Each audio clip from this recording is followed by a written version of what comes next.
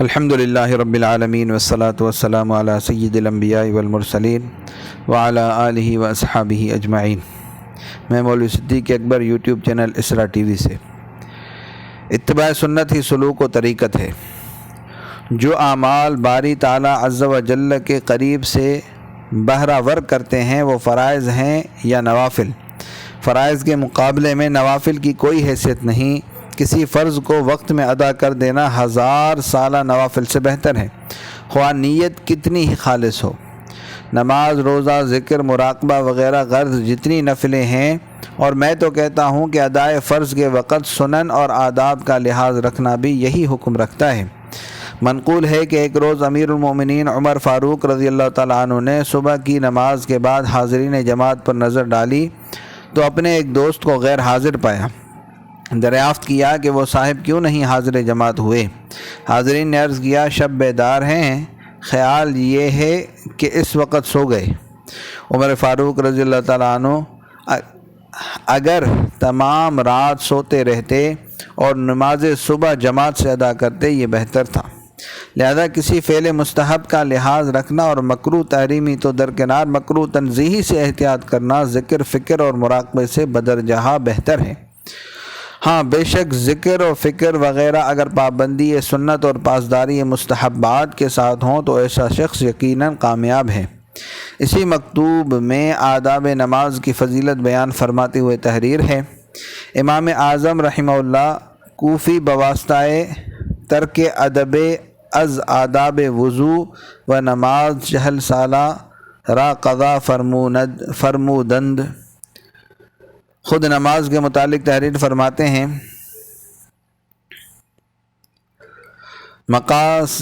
جان لو کہ دنیا میں نماز کا مرتبہ آخرت میں دیدار الہی کی طرح ہے۔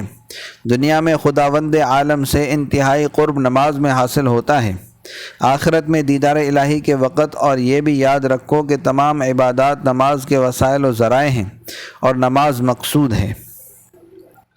نفس کشی صرف اتباع سنت سے ہوتی ہے۔ انبیاء علیہ السلام کی بعثت اور تکالیف شرعی کا مقصود اور حکمت نفس امارہ کی تعجیز و تخریب ہے۔ خواہشات نفسانی کو ہٹانے اور دفع کرنے کے لیے احکام شرع وارد ہوتے ہیں۔ تقاضۂ شریعت پر جس قدر عمل کیا جائے اسی قدر خواہش نفسانی میں زوال ہوتا ہے۔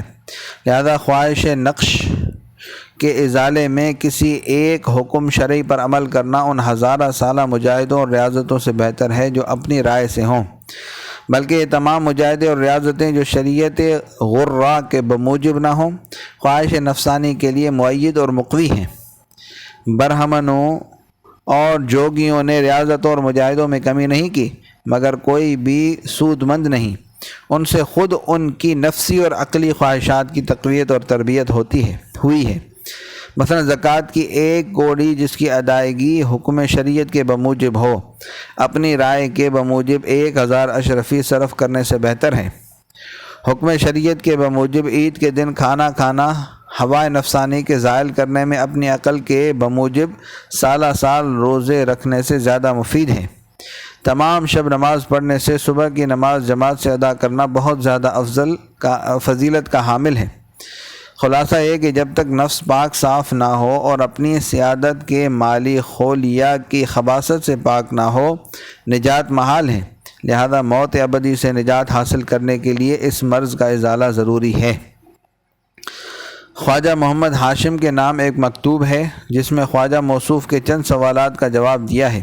اسی سلسلے میں تحریر فرماتے ہیں، سوال دوم کا حاصل یہ ہے کہ حضرت صلی اللہ علیہ وسلم نے بہت زیادہ ریاضتیں برداشت فرمائی ہیں، بسا اوقات گر سے نہ رہے ہیں، مگر طریقہ نقشبندیہ میں ریاضتوں کی ممانعت ہے۔ جواب میں تحریر فرماتے ہیں، آپ نے کس سے سن لیا کہ طریقہ نقشبندیہ میں ریاضت ممنوع ہے؟ طریقہ نقشبندیہ میں لازم ہے کہ ہمیشہ نسبت کو ملحوظ رکھا جائے، رسول اللہ صلی اللہ علیہ وسلم کی تمام سنتوں کی اتباع کی جائے، اپنے حالات کو مخفی رکھا جائے، کھانے پینے اور پہننے وغیرہ میں حد اعتدال کی رعایت کی جائے۔ یہ چیزیں شدید ترین ریاضتیں ہیں۔ بے شک عوام کل انعام ان کو ریاضت نہیں سمجھتے۔ ان لوگوں کے نزدیک کھانا سب سے بڑی چیز ہے، لہذا یہ بہائم صفت فاقہ کو سب سے بڑی ریاضت جانتے ہیں۔ اس کا خیال کرتے ہوئے تو حضرت نقشبند پر لازم ہے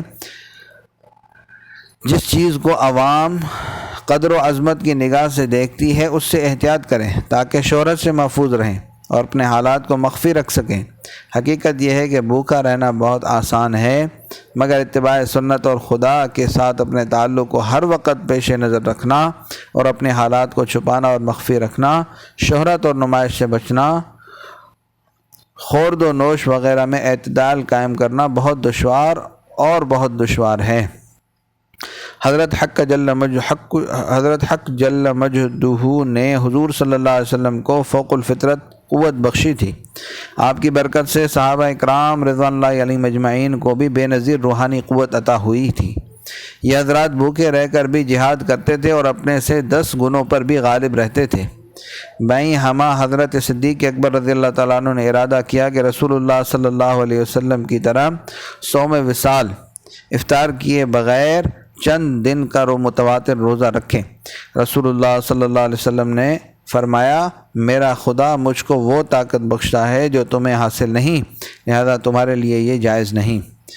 مختصر یہ کہ گرسنگی اس حد تک محدود اور بہتر ہے کہ ادائے واجبات میں حرج نہ ہو۔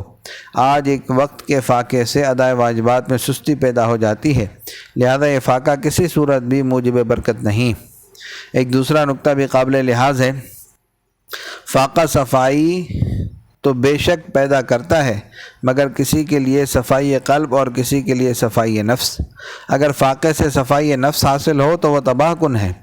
فلاسفہ یونان اور ہندوستان کے برہمنون اور جوگیوں کو فاقہ سے صفائی نفس حاصل ہوتی ہے، جس سے گمراہی میں اور اضافہ ہو گیا۔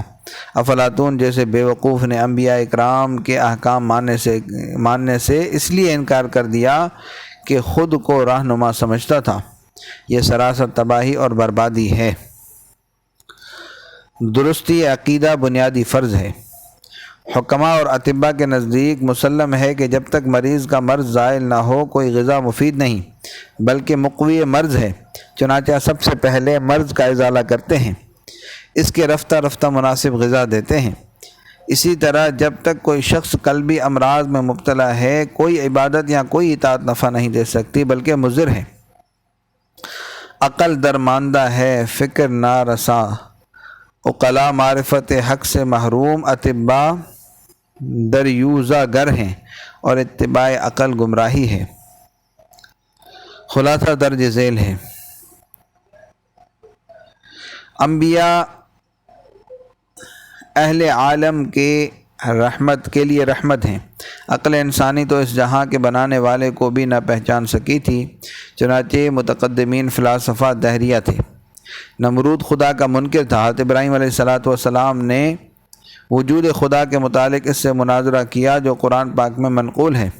فرعون نے موسیٰ علیہ السلام سے کہا، میں اپنے سوا کسی خدا کو نہیں جانتا۔ جب ان حضرات کی تبلیغ سے وجود خدا عام طور پر تسلیم کر لیا گیا، تب فلاسفہ بھی وجود خدا کے تسلیم پر مجبور ہوئے، مگر باری تعالیٰ کی صفات، حشر و نشر وغیرہ میں وہ کبھی بھی راہیاب نہ ہو سکے۔